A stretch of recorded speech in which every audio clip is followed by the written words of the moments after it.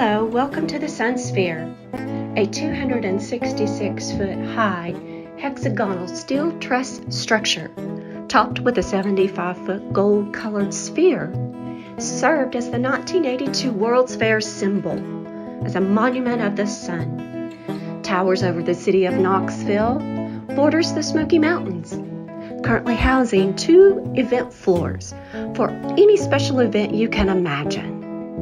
The 4th floor observation deck is open and free to all guests that want to learn more about the Sun Sphere and the city of Knoxville, Tennessee.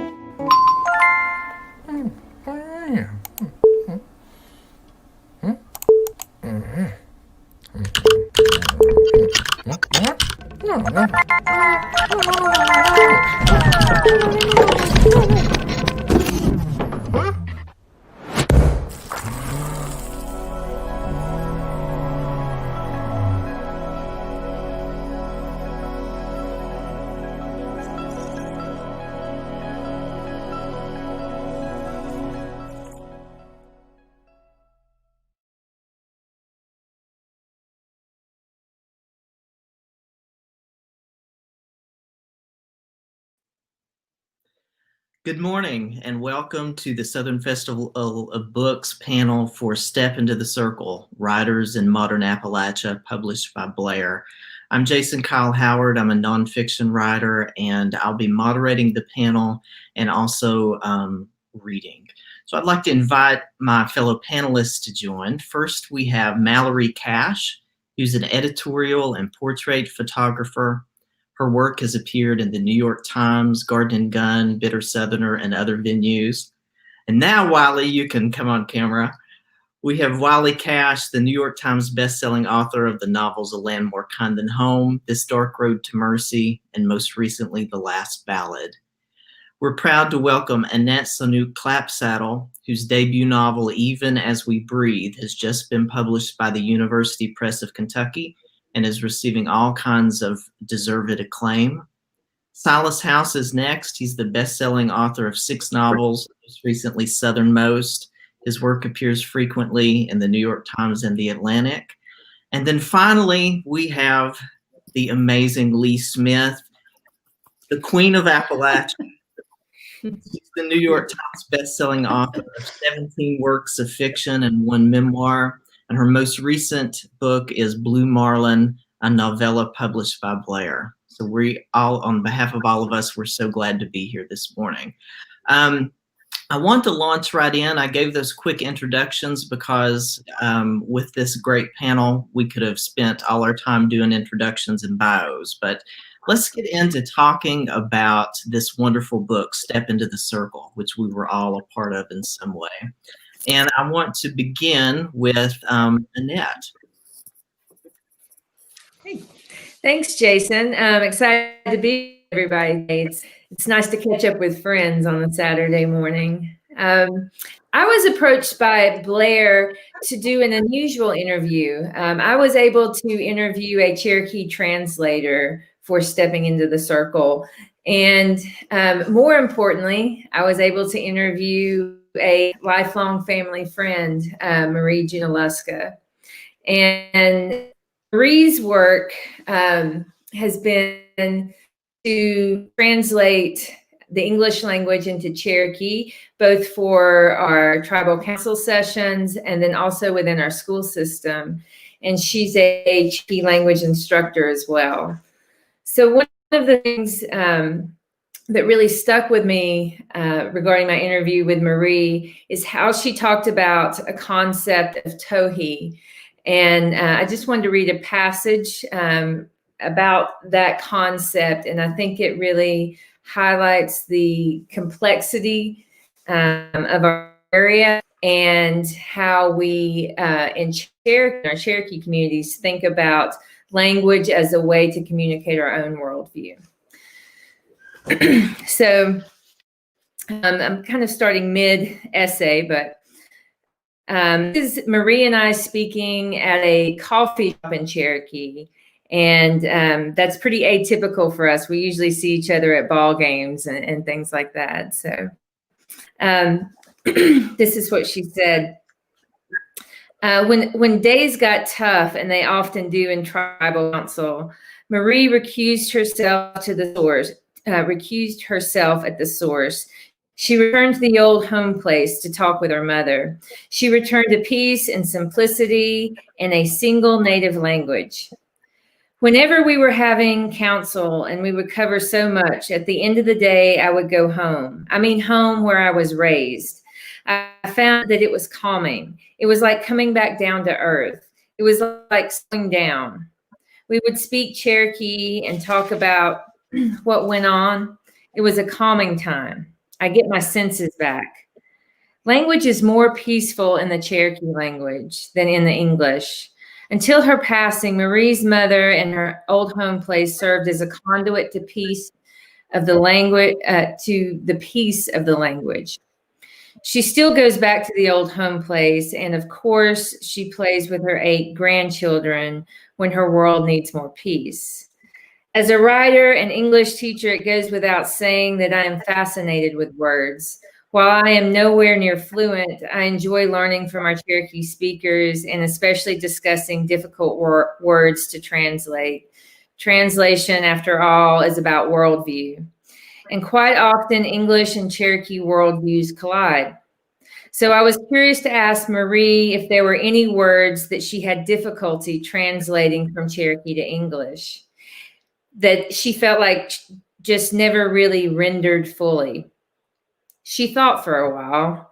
As a woman who adeptly translates legal terminology, Marie is rarely tripped up by new words and effectively uses resources of the language consortium, comprised of speakers from all 3 Cherokee nations, to decode any tricky terms. Tohi, she finally answers. Yes, probably that word. The basic translation of this word is peace, but of course it's more than that. It's a lifestyle perspective of peace, a complete peace that requires mind, body, and spirit to be aligned. It is why Marie calls the language peaceful. It is why so many Cherokee-speaking mothers swear that correcting a child in the Cherokee language is far more effective than the same command given in English. It is a peaceful approach that is not weak or passive. Tohi is an active, all-inclusive peace. Marie reminds me when the language goes, our culture will go with it because it's all entwined. I'm leaving the coffee shop with a sense of peace, though. Marie is responsible for this Tohi. She embodies it, and her life's work takes an active responsibility for ensuring our history, culture, and worldview translates into the future. And I was just so grateful to Blair to be able to share Marie's voice with such a broad audience who can appreciate the gift that she's given our community for so many years. Thank you so much, and beautiful. I'm next, and I was asked to write about Lee Smith. So I get to put Lee on the spot right now. Lee has served as a mentor and a guiding spirit to so many Southern writers and Appalachian writers. And so I was just really thrilled to write about her. And I wrote about an experience that I had in DC, which is my second hometown after being born and raised in southeastern Kentucky. And the piece is really about the notion of home and how that can be fraught and complicated, and how you can find that on the page, I think. This was published in Oxford American first as Celestial Navigation. So I'll just read a little bit of it. It's just after 11 a.m. on the second day of spring, and I'm back in Washington, D.C. for a few days. Back in my old hometown, the place I left Kentucky for at 18, the place I truly came of age. It's a place I return to clear my head, to locate myself, and this visit I am locked in an internal battle with the book I'm writing, one that has resurrected a legion of buried anxieties. This is my city, a place I know as well as the holler I was raised in, and there's never a shortage of things to do. I make myself a cup of tea to go, grab a banana, and head out the door to my car. As I wind my way out of my friend's apartment complex, I find myself reverting to a habit I formed during my 7 years of living here. I tune the radio to 88.5 WAMU, the NPR station that broadcasts from American University, and then I hear her voice. The familiar honeyed tones, the girlish laugh, the rippling rhythm of her speech. I cock my head in surprise, turn my right ear towards the speakers as if I might be mistaken, but I am not. She's exchanging greetings with host Diane Rehm, and I can sense her smile beaming across the airwaves as she describes how her father kept a dime store in Grundy, Virginia. I've missed the introduction, but I know that Rehm usually interviews her guests live in studio. I pull to the side of the road and locate the number for WAMU on my iPhone. Hello, is Diane Ream's interview with Lee Smith being recorded live? I ask the woman who answers. She pauses, perhaps to find the answer, or maybe to size me up by the sound of my voice, to intuit if I might be some rabid, unhinged fan. Yes, she finally confirms. And in the moment it takes to offer my thanks, I'm driving again, speeding, urging my Mini Cooper along the Northern Virginia back roads in the direction of Northwest DC. I have exactly 55 minutes to get there, to navigate the tangled mess of highways, the construction and traffic of I-95 and the curves of George Washington Parkway along the Potomac, to cross Key Bridge and disappear into the avenues and circles of the city, to find a parking place by noonday and burst through the doors of WAMU to surprise Lee Smith as soon as she comes off the air. It was her voice that beckoned me, and the voices of her characters. They were the sounds of the women I had grown up around. I came to Lee's novels in my early 20s when I was living in Washington. I was finally emerging from an adolescence stymied by fundamentalism, and I was being changed by the city, by its diversity of people, ideas, religions, cuisines, and landscapes. By its very air, it seemed. I was opening like a morning glory with the first grays of the sun, but sometimes I found myself missing the voices of the women I grew up around, their rhythm and feeling, their sense of home, of security. Those voices not only came alive for me in Lee's work, but they also imparted knowledge and understanding about her characters. In my family, the women of generations past often found themselves without choices or options, hemmed into lives they could not escape, and I recognized them in the pages of Lee's novels. As I read Saving Grace, I was haunted by my paternal grandmother, whose life had been cloistered and subsumed by Pentecostalism, governed by withering fear. The fear of allowing too much of the world to seep in, of letting her vulnerability show, of a slippery slope that would one day land her in the bowels of hell. In Florida Grace Shepherd, my grandmother became a questioner who acknowledged the darkness and complexities of her soul. By opening up these realms for me and her legions of other readers, I learned that Lee's voice was one to be trusted, one by which I could set my course. Dignified, inviting, probing, and vulnerable, a voice in which I have often heard the echo of my own doubts and questions. After the initial congestion of merging onto I-95 and then sitting in traffic for a mile or so, I finally made it to the Potomac. But I'm doubting myself now, beginning to feel as if my spontaneous journey to surprise Lee is silly. I don't know why it is imperative for me to see her today, to lay eyes on her. Perhaps it's because she is in my city and I feel a duty to greet her. Perhaps it's just because of the proximity, so close it would be a shame to miss her. But no, I realize this impulse is about need, not responsibility. So I silence my fleeting reservations and focus on the road, on her voice. As I negotiate the curve of the exit onto GW Parkway to follow the river north into Georgetown, Lee explains how Grundy, her hometown, has changed since her childhood. She describes how it was moved across the river and out of the floodplain, and how strange it has been to return and see the new version of the town. How did your mother and father survive the changes? Reem quivers, and I hear Lee's voice tighten. She talks about truth being stranger than fiction, about how her father died on the final day of his going out of business sale in 1992 after his dime store had begun to fail. And then she says something I've heard her say before, both on stage and in conversation, that her father had declined her offer to join her in the Piedmont of North Carolina. "No, honey," he had said, "I need me a mountain to rest my eyes against." But it affects me differently this time, her anecdote. Outside, the Potomac is flashing past. It's windy and the river is white-capping, churning up milky crests that resemble the flashes of lace older women once tucked inside their dress sleeves. I gaze across the river to the line of cherry trees, up above their branches to the flat roof of the Lincoln Memorial, the sharpened pencil tip of the Washington Monument, the gleaming dome of the Capitol in the distance. Although I love mountains, they are not something I need, at least not every day. I prefer rivers and cityscapes, the jagged peaks of buildings and the gentle hills of the countryside, to the dramatic crags that surrounded me in childhood.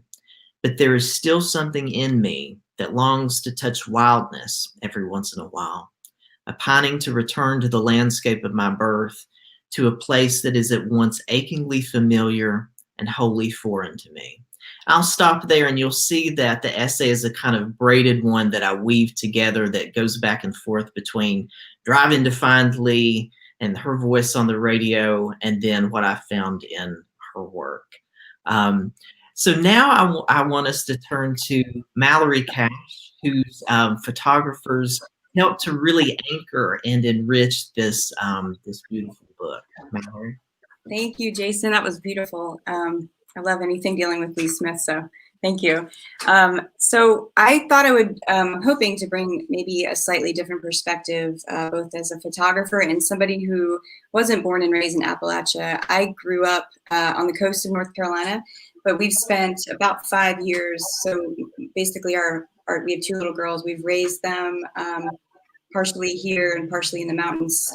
And we spent a lot of time in West Virginia too. So I have this, I think somewhat different perspective, but so for this project, I photographed Ron Rash and Lee Smith, but also the people and places in my region of Appalachia, which was Asheville, Brevard, Marshall area. And I thought I would share, I think I'm sharing my screen. I'm going to share just a few pictures just to give you guys a sense of what I experienced. I'm assuming everyone can see this. I don't know if, Jason, could you give me a, yeah, I'm just going to go ahead. I think people can probably see. It says it's working. So, yeah. Initially I was asked by Trent and Amy to photograph Ron Rash, and I was excited to do it, and I was really comfortable because I knew Ron, met him several times, and I'm really familiar with his work. So I went and photographed him, and he was the first part of this for me. And he led us into his home to photograph him, just a normal day where he was working. And you can see the one picture is his dining room, and he's got pages out, he was working on the novella that came out recently. And so it was kind of neat to be able to see that and to see it spread out and to see his handwriting. And so Wiley and I spent the afternoon there with him. And then after I left his house, I realized I had to take more pictures around the area, and I didn't exactly know what I was going to do. I didn't know what modern Appalachia meant. And so I spent a lot of time, about a year, just collecting these photos and ideas. And I would drive around, I would talk to strangers. And so these are a few of the things that I encountered. Well, I guess I should talk about Lee first as well. Sorry, Lee. I thought you were at the end. So I also photographed Lee Smith as well at her home, and she welcomed me into her beautiful home and showed me where she works as well. And we had a beautiful dinner in Hillsborough, and I stayed in her guest house. And the next morning I woke up and we were starting the shoot, and she said, "How did you sleep?" And I said, "Oh, good, really great." And she said, "Well, I've heard from people that where you slept is haunted. So I was just curious if you saw anything." So I was like, "No, but thank you for the heads up." So we had a really great time and got these pictures of Lee. But besides I'm a portrait photographer, so Lee and Ron, it was fun, and you know, that's what I do. But the other things that make up Appalachia is really what I was nervous about.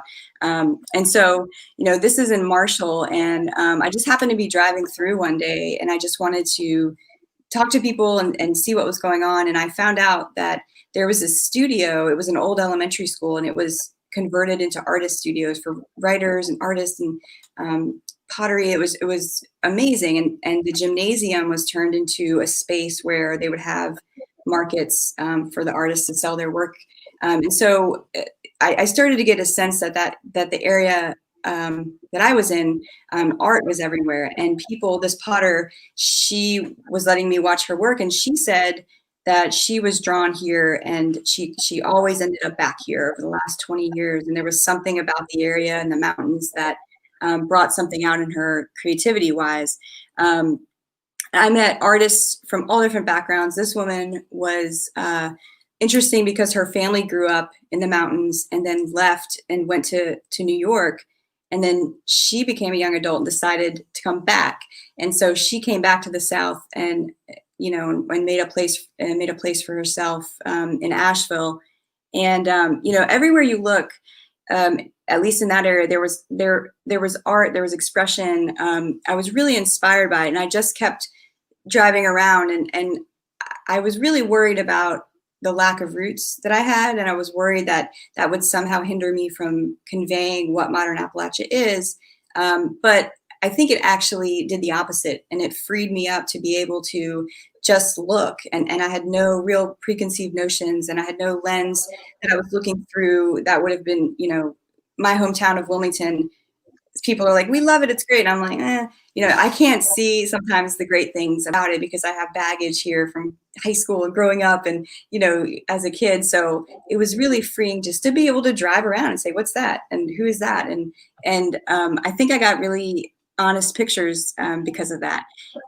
This was an amazing butcher in Asheville, and they do all local free range meat, and it's like a neighborhood butcher shop, and they let me, you know, come in and watch a hog be butchered, which I'm a vegetarian. That was interesting. But, you know, it was just the people and the creativity and the connection with the land. I was really surprised. There were music. This is a drum circle. And another special thing about working on this was Wiley and I, this was the first thing I think we worked together on because he did the essay for Ron. And so a lot of these pictures, you can see the black and white one. That's my daughter in the foreground. So a lot of these pictures, you can see Wiley in the background, or my girls in the background. So it was really special to discover this region with them, and watching our two girls see it too. Oh, Wiley wanted me to go back. This was a house show. It was in Brevard, and it was two musicians, Will Johnson and Justin Peter Kinkle-Schuster, and they were incredible. And they just put on this show for like 2 hours, and it was maybe 30 people, 40 people. I just never seen anything like it. And then, of course, beer. There were a lot of craft beer in that area. Breweries are everywhere. It just, you know, it felt like a sign of just new things coming, but also this was Highland. So there was a lot of history wrapped up in it as well. So, you know, I was really happy to be a part of this project. And I think that I definitely have a new, greater appreciation for this region. And that was my last picture. So let me stop sharing my screen and see if I can get back. Okay, are we back? Yes, we're back. Okay, thank you so much. Thank you, Mallory. Those are just gorgeous photos. I was especially honored to have those accompanying my essay about Lee. I'm feeling very Anderson Cooper this morning, you know, navigating this. So I thought we might get into character here and just say, I'm hearing from my producers that we're actually going to stay at the Cash home, and we'll throw it to you. Perfect. Well, we are here coming to you live from our dining room. Our our 6-year-old and 4-year-old are tucked away in the 6-year-old's room, hopefully staying busy. And Mallory and I had a deal that if they needed us while she was talking, I was going to jump up. And if they need us while I'm talking, she's going to jump up. And then once this is over, we'll go back to ignoring them as we usually do. But when Trent and Amy reached out to me and asked me to take part in this this project, I was really honored because, you know, being part of a place has always been something that's been important to me. I'm from North Carolina, was raised in Gastonia, went to school in Asheville, spent most of my life in Asheville. That's where I felt like I became a writer, or really became somebody who was willing to give themselves over to writing and to trying to learn to be a better writer. And then, you know, as Mallory mentioned, we spent 5 years in the northern panhandle of West Virginia, where I was teaching and she was practicing law before coming back down to North Carolina and then going back to Asheville. So I was really honored they asked me to take part in a project that was so clearly defined by place and people who are from and people who are representing a place, artists, writers, translators. And that really meant a lot to me. But I was really touched when they asked me to write about Ron Rash. You know, there are a handful of writers that if not for them, there would be no me. And Ron is definitely among that group, as is Lee and Silas and I are relative contemporaries, but he began his career so early that he definitely blazed a path for me to come along behind him. And of course, Wilma Dykeman, Thomas Wolfe, you know, folks from the earlier part of the 20th century. But Ron was definitely someone that I always identified with, a writer that I always looked up to, a writer whose work always really influenced my own. And, you know, he and my dad are from relatively the same little area in Western North Carolina in Cleveland County. Ron's from Bowling Springs and my dad's from Shelby. And I first heard about Ron's work when I left North Carolina and went down to study for my PhD at the University of Louisiana in Lafayette. And I went down to Lafayette because Ernest Gaines was the writer in residence there. And I had been greatly affected by his work because he wrote about landscape, he wrote about old people, he wrote about tradition. And those were all the things that I'd grown up hearing about and kind of being surrounded by. And so his work was really one of the first fiction writers that I said, I'm going to try to do what that writer's doing. And when I went down to Louisiana, my great aunt, sent me a copy of Saints at the River, Ron's book. She said, do you know this Ron Rash guy? And this was when Ron, you know, he'd been writing for a while, but this was when Ron was just kind of getting a national name for himself.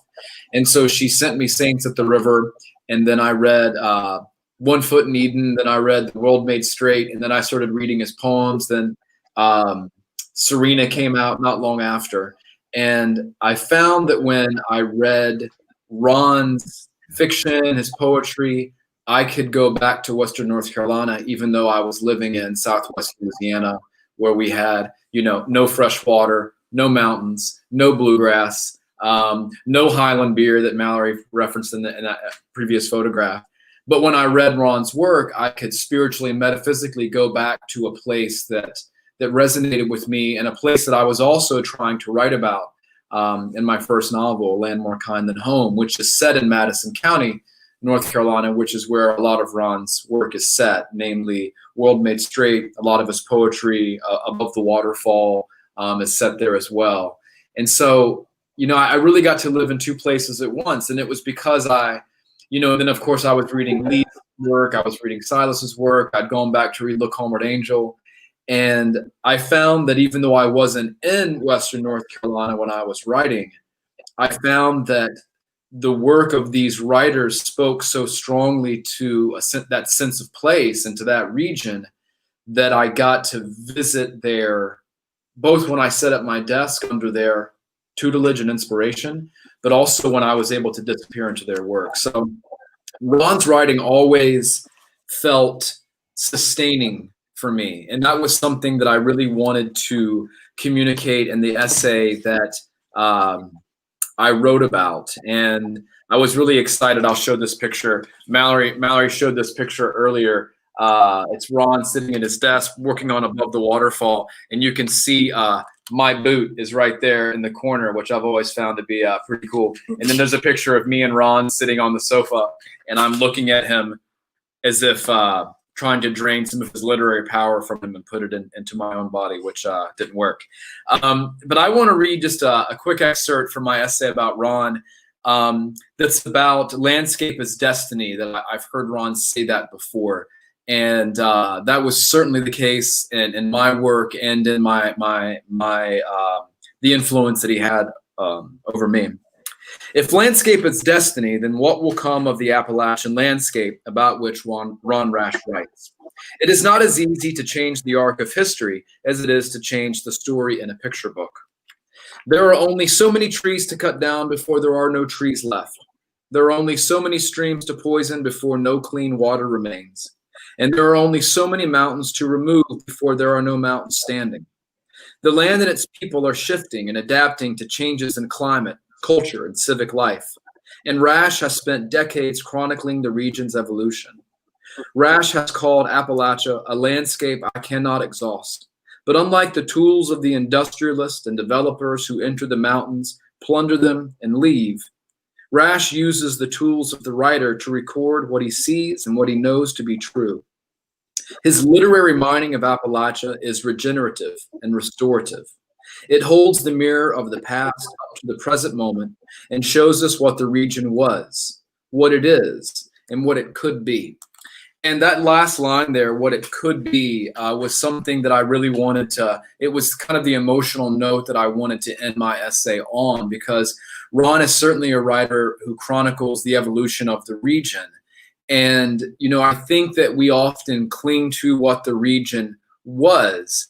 And I'm really glad that Annette is with us here today, because oftentimes our ideas of what the region was are really lopsided in terms of, our European identity. That's not always what the region was. And I think that when we recognize that, it frees up our imagination, not only our understanding of what the region was, but our imagination of what the region could be. And I think it frees us up to not cling to stereotypical notions or historical notions of what the region was, given 19th, 18th century conceptions of what we think it is. But it also frees us up to imagine what the region could be going forward. Some of the photos Mallory showed, some of the different investments that are going on in the region, some of the evolution of cultural identity, some of the reclamation that's happening in the region with work like Annette's. And it's an exciting time to be looking at the region, to be part of the region, and to be writing about the region. So thank you. Thanks, Wiley. I love how you talked about the land and the people shifting and changing, right? Because that's such a stereotype about the region, is that it's a static place. Let's go now to Silas' house, who is incidentally 2 rooms and 40 feet away from me. Well, I wanted to make sure everybody saw the book cover, and I want to, first of all, I want to say what an honor it is to be in a room with these people, a virtual room with these people, people that I dearly love and am honored to share space with always. But I also wanted to mention Amy Green and Trent Thompson and thank them for putting together this book. And I wanted to also hold up our publisher, Blair. Lynn York, the publisher there, is doing such great things for Southern literature and diversifying Southern literature, bringing out really beautiful books. So want to hold them up. I'm going to read just a brief section from my essay on Wendell Berry. I wish Mallory could have gone with us to do the pictures. I don't know if you, but I love this picture that Tanya Berry took of Wendell and I with their dog, Liz. So dive into this. Wendell Berry is driving us with the windows down, and the August wind is rushing into the cab of his truck, a working man's truck, complete with a metal toolbox and a coil of chain under my feet, 2 tobacco sticks on his dusty dashboard, and best of all, his beloved border collie, Liz, in the back, her large brown eyes touching mine every time I turned to look at her. When I was first introduced to her, Wendell said, "This is Liz. I don't like to be without her or my pocket knife." Then Liz jumped into the pickup without having to be told, and we took off. Wendell is showing me the land he loves on the day before his 84th birthday. Most people might imagine rolling pastures with neat swirls of hay and shining thoroughbreds, but this is the man who wrote The Peace of Wild Things, and he has seen to it that his land offers concord to the untamed. We are on a gravel road where the air grows green with leaf light. On my side of the truck, there's a steep bank rising skyward. On Wendell's, the land drops down toward the meandering stream called Cane Run, whose waters flow calmly against sandy banks, but possess a music when they swirl about in the exposed roots of beech trees or stumble over small congregations of rocks. Most of the trees are thin, and when I notice this, Wendell tells me that all of this land was once cleared to make way for tobacco fields in which he worked as a young man, just as I did as a child. It's a gone way of life, he says, as we remember the beauty and misery of setting the plants, staking them, hanging the tobacco in the stifling, fragrant heat of the barns. We both recall the cold depths of a swimming hole after working in the fields all day, the camaraderie, the ants on the setters chattering over the groan of the tractor. I was once a 12-year-old boy beaming with pride as I drove the truck across the fields. Wendell was once a man in his early 30s, fist on his hips as he looked out at the tobacco planted across the bottomlands. Despite being cleared as recently as 50 years ago, there are occasional elderly trees too. I spy a sycamore that must be 200 or 300 years old, and Wendell stops so we can spend a moment with it. I'm reminded of one of my favorite poems by him, The Sycamore, and its lines.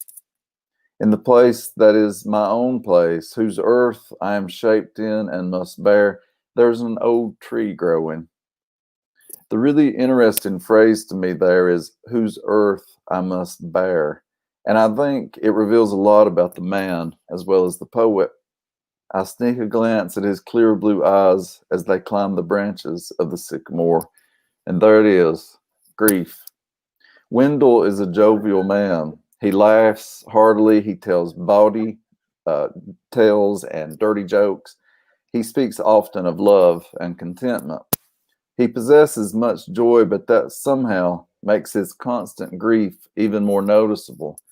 The sadness is not only in his eyes, but also on the backs of his hands. It rests across his shoulders. He is one of those people whose constant attention to joy reminds him all the time that there is much suffering in the world. And he is incredibly conscious of that pain, whether it is happening to farmers who have been systematically knocked out of work by big industry and the government, or mountainsides that are being obliterated, or the fact that a whole lot of people just don't pay any attention to the natural world at all. Perhaps this is what we love most about him, our Wendell. It's what I love most, at least. And so that's the beginning. And I do want to say, because I'm not getting to that part of the essay, that I still don't feel comfortable calling him Wendell, but he insists upon that and doesn't like to be called Mr. Berry. So that's why I went ahead and called him by his first name throughout the essay. Wendell Berry is one of the people that is really responsible for me finding the agency and finding some power in my own voice to step up and speak out on social justice issues. I don't know that I would have gotten to that as quickly if Wendell hadn't really held my feet to the fire. I was a really pretty new writer when he called me, and I just about passed out when that happened, for Wendell Berry to be on the phone. But he called me and he just launched right into he's now, Silas, you need to be speaking out. You grew up in coal country and you need to be talking about this. And he had noticed that I was writing about it in my novel, The Coal Tattoo. It's a very environmental book, but I wasn't really going out there and speaking. And so when Wendell Berry asks you to do something, you know, you do it. And he was absolutely right. And it freed me to find that voice and to step up and speak out. And I realized I couldn't be silent, but I needed Wendell to tell me that. So I'm so thankful to him for that, among many other things. And so it was just a real pleasure to go spend the day with him and Tanya and to be able to write this piece. So I thank Amy and Trent for giving me the excuse to do that, to go out to their farm and spend that time with him. So that's all I have. If Lee is still with us, I think she's next, right, Jason? Yes, Lee is next, and she's having some internet issues, so she's kind of wafting in and out of the room just like a queen should do. So here she is. We'll hear from her, Lee.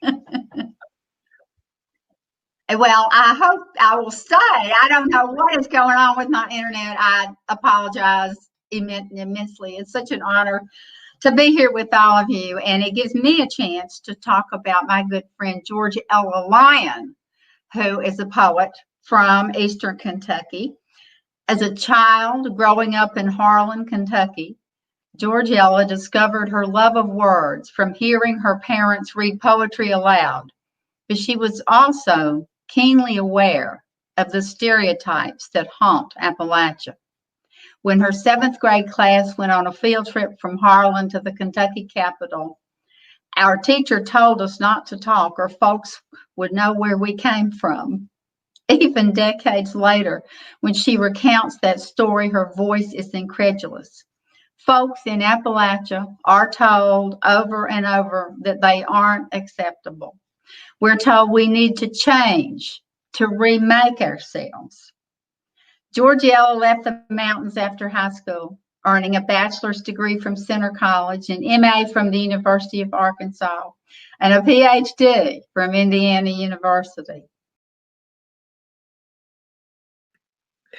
So she's talking about the wonderful George Ella Lyon. And what I would say too, and add here, is that George Ella's poem, Where I'm From, as you all know, has become such an embedded part of the Appalachian consciousness. It has moved around the world. Silas, do you have anything to say about George Ella's poem and how it's resonated? Oh, I just know that, you know, it's something that a lot of people have been able to really find their identity by. Can you hear me? Writing that prompt. I don't know. Yes, Lee is back with us. Okay. I'm sort of back. All right. In any case, she began discovering the vital connection between her poetic voice and her Appalachian roots. In an essay called Voice Place, she wrote, "Where you're from is not who you are, but it's an important ingredient. I believe you must trust your first voice, the one tuned by the people and place that made you, before you can speak your deepest truths." She returned to the region and began to write poetry that depicted a mountain culture as rich and deserving of respect. She also sensed that Appalachia's children need to see their place portrayed in books in order. So we've lost her again. And I thought that we could move into some discussion here. We're getting some questions in from our viewers, so keep those coming. Emily writes that there's such a spirit of mutual generosity here. Are you back with us, Lee? I'm back. And I just want to tell you a little bit about her poem, Where I'm From. This is the most famous Appalachian poem, I think, ever written. It begins, I am from clothespins. And let's see, I've got it right here. I'm from clothespins, from Clorox and carbon tetrachloride. I am from the dirt under the back porch, black, glistening. It tasted like beets. I'm from the forsythia bush, the Dutch elm, whose long gone limbs I remember as if they were my own.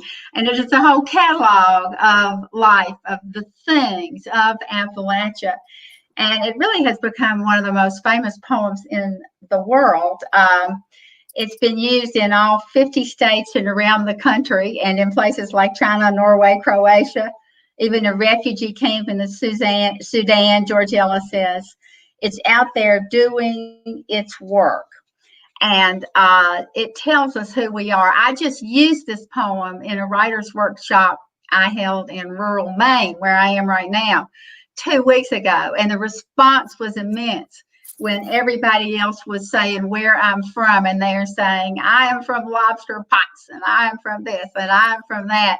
And the way that she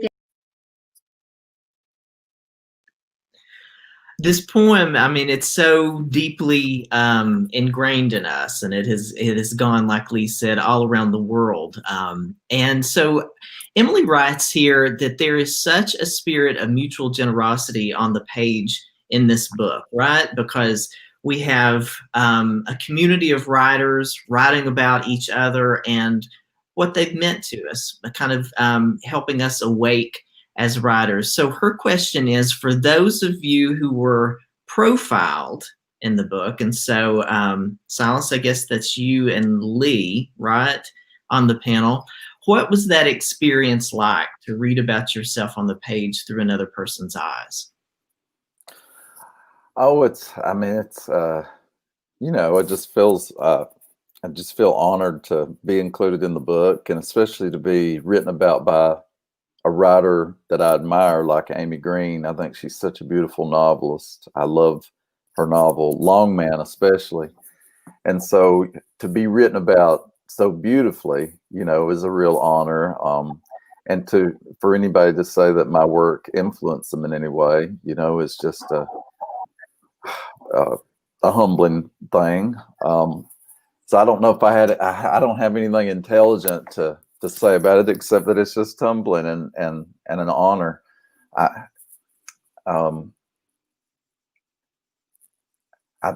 guess, like everybody else, I prefer to talk about who I wrote about more than talking about me being written about. Please keep those questions coming. We have about 12, 13 minutes. So in the meantime, I was thinking, as everyone was reading, just about the Appalachian writing community and how in some ways it is a little bit different from other places. It's a very mutually supportive community. It's close. People maintain relationships across the miles and influence and talk about their things. Why do you think, what do you think holds this community of writers together, anyone?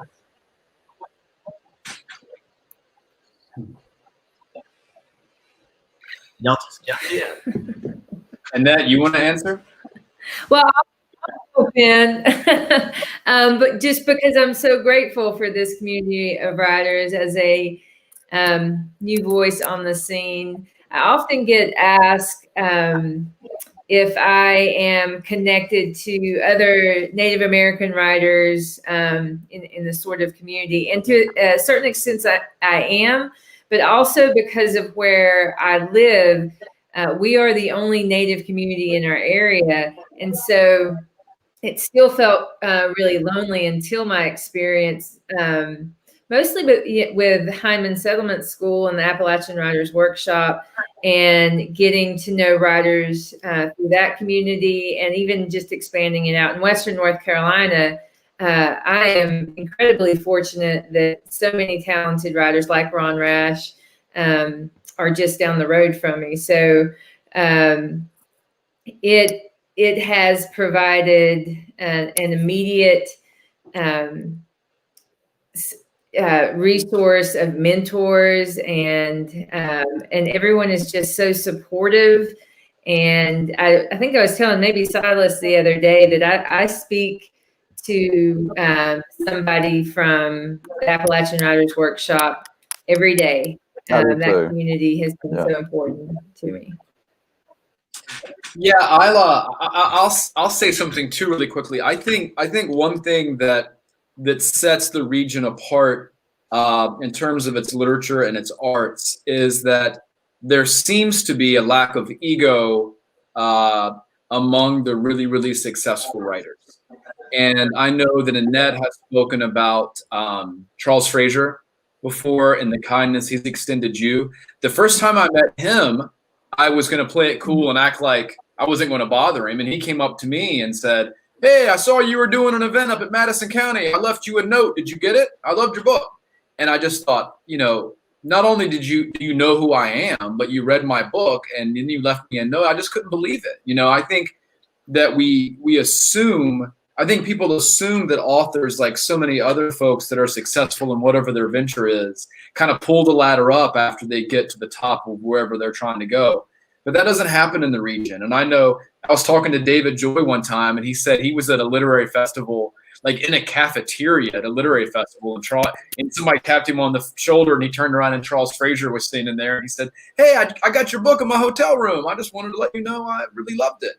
And Silas approached me and Mallory at an event in New York City, of all places, and introduced himself, and I couldn't believe it. I just couldn't believe it. And so I think it's a lack of ego. I think it's an openness. It's a willingness to be supportive of the writers who have come behind you, trying to do the things that you've already done.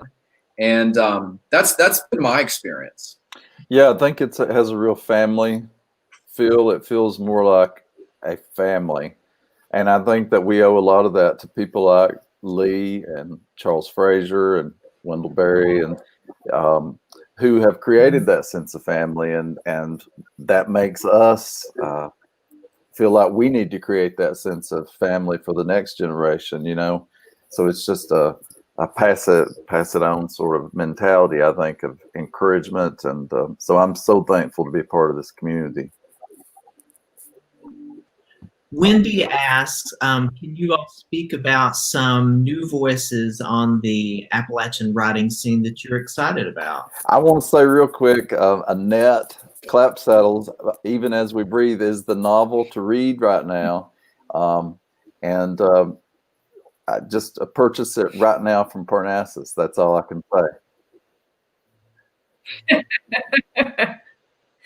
I got lucky and had a pretty darn good editor. It was my honor. One writer that I'm excited about, Leah Hampton, has a new story collection out. Expletive Face. I won't say it in the G-rated panel we've got going on, but she's a writer that really spent a lot of time at Heinemann and benefited from those relationships. Another writer whose work that I really admire is Carter Sickles. Carter has a relatively new book out called Prettiest Star from Hub City Press. It's a really important, timely book. And there are so many, again, going back to the region being regenerative, putting new work out, new music. There's so much good music coming out of Appalachia, so much good art. It's a good time to be aware of the region. Lee, any new voices reason you're excited about? Well, I have to say, I have felt I've been a part of this for a long, long, long time. And when I first went to Heinemann, to the Appalachian Writers Workshop, Gurney Norman called me up. This is like in 1971 or 72 or 73 or something. And he called me up and he said, "Well, we're having an Appalachian Writers Workshop over here and you need to come." And I said, "A what?" And he said, "An Appalachian Writers Workshop." And I said, "Well, what is that?" And he said, "Well, you are one, honey." He said, "Get a babysitter and come on over here." Which I did. My children were like really little.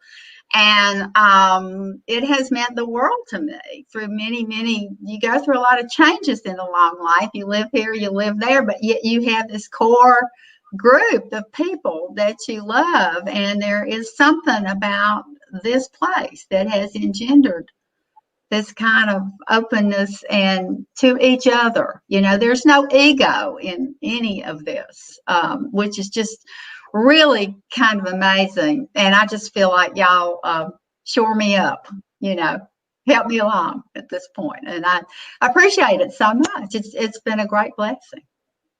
Yes, I amen that as well. We've gotten a question in. Several authors, including Frank X. Walker and Crystal Wilkinson, are not here today, but maybe could we talk about the broad group of folks who make up this community these days?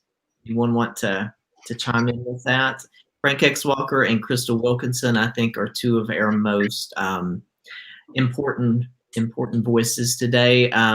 Frank, I know, has a new poetry collection that is just about to come out in a couple of days, I think. And it is poems that he has written throughout the pandemic and in response to the Black Lives Matter protest. I was really proud as editor of Appalachian Review to publish some of those. So I want to give a plug to that book. These are really good and essential poems. Crystal is working, has a poetry collection coming out next year and is working on a memoir. Anyone else you all want to mention? Well, if I can say about both Frank and Crystal, these are writers who, you know, talk about somebody being regenerative and always making the page new. Frank's done that over the breadth of topics that he's written about. But westward expansion in one of his collections, the Medgar Evers collection, Turn Me Loose, just really willing and excited about taking on new subjects and new forms, and is just a dynamite reader and presence in the region. And Crystal is somebody that I met through her literature, The Birds of Opulence specifically, which is one of the most impactful novels I've ever read in my life. Somebody I met through her literature that when we met in person, I felt as if I knew her through her presence on the page in a way that felt deeply familiar. So they're both just such wonderfully important writers that are, you know, kind of forebearers of folks like me. Kenny says that he also loves Morris Manning, and Kenny, we do too. We love Morris. I would circle back to a name that that Wiley mentioned, and that is Carter Sickles. His novel, which was published a few years back, called The Evening Hour, is such a fine book that I teach and like to put in people's hands. And then his newest novel, which came out earlier this year, The Prettiest Star, is about it's set in the late 1980s, kind of at the height of the AIDS epidemic, and a boy from small town Ohio has moved to New York City, and he comes back to Ohio, southeastern Ohio, to put things in order, and he has to confront being rejected by his family and the community in his final days. And I think it's such an important book to talk about the LGBTQ experience in rural America and in Appalachia. So that's one I would urge people to look at, along with Wiley. Anyone else? Yeah, I would say a Priest's new book, Horsepower, that is out. I think is yes. Fantastic, and I think they already went to a second printing before the week was out. And then, just speaking of other poets in the region, Savannah Sipple, her poetry collection. Is it WWJD and other poems? Yes. So yeah, both of those newer voices in poetry in the region are wonderful contributions. Absolutely. And just to make sure, I'm afraid you cut out just a second there at the beginning of that. So that was Joy Priest. Joy Priest, yes. Yeah. The title of her collection is Horsepower. Okay. Yeah. What gives you all hope about Appalachia? We have a couple of minutes left, and Appalachia is a place that is changing, as Wiley mentioned, that's often maligned, and that I know that we all have complicated feelings about, as you do one does about where they're from. What gives you hope about the region?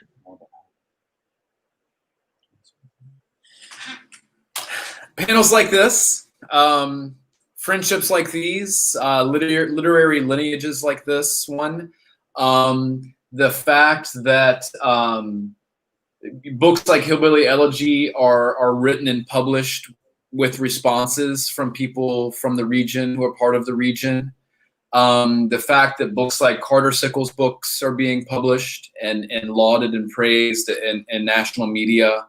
I don't know, I think just the evolution of the region, the fact that young people are coming home, the fact that, when we lived up near Wheeling, West Virginia, the fact that people who are from Wheeling, West Virginia are coming back there and investing in their local communities. The fact that two of our best friends are an openly gay married couple in the Northern Panhandle, single-handedly resurrecting hospitality and tourism in that region. It's exciting. It's an exciting time to be aware of the region. Yeah. We are out of time, but I want to thank all our panelists. I've so enjoyed getting to spend time with you all and to see your faces in these dark and trying and difficult days. This is really what it's about, is community and words. And so everyone, check out the wonderful books we've mentioned today. Check out Annette's book, Even As We Breathe, available for purchase at Parnassus. And then Step Into the Circle, published by the wonderful Blair Press. And in closing, that circle of Appalachian literature, that circle of Appalachia is big and it's wide and it's diverse. And all of us are so proud to be a part of it. So thank you. Goodbye, everybody.